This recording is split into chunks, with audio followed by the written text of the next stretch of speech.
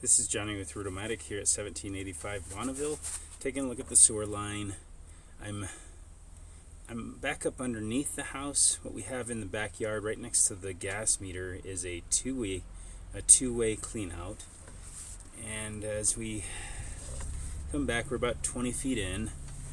We have, about an inch and a half of standing water. So that means that this pipe through here is all flat, kind of lacking slope. And I believe we have that going the other direction as well. So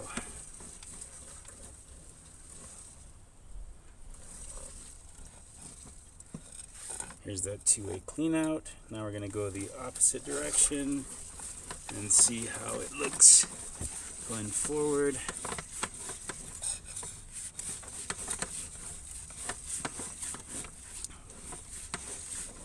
So we do have slope through this area.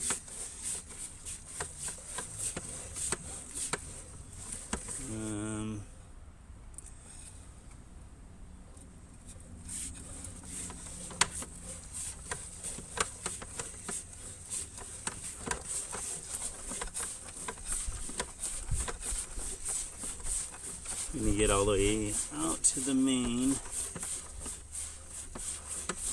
and then we'll make some more comments on the way back, just because you can see a little better on the way back.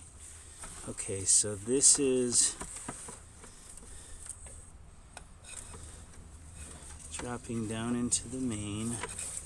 This might be going right into, I think this is going right into the manhole here in the backyard. So let me open this manhole up and double check that, and then I'll be right back. Hold on. Okay, so this is the point where it connects to the city main in the backyard here. And let's see how far through I can get through. So this is in the city main, and then this is our tap.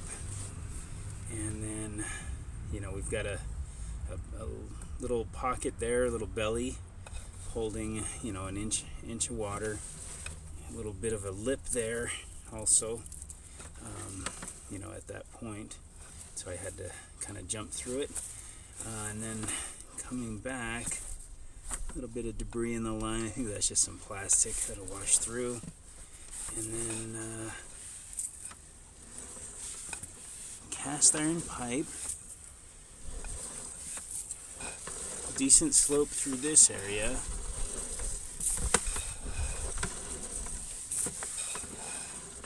And then we get into, our kind of the problems I was talking about. Just a flat line, not much slope.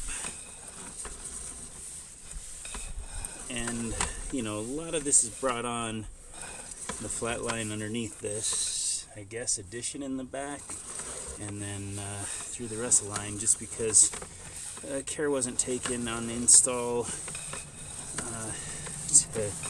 to really use up the available slope appropriately.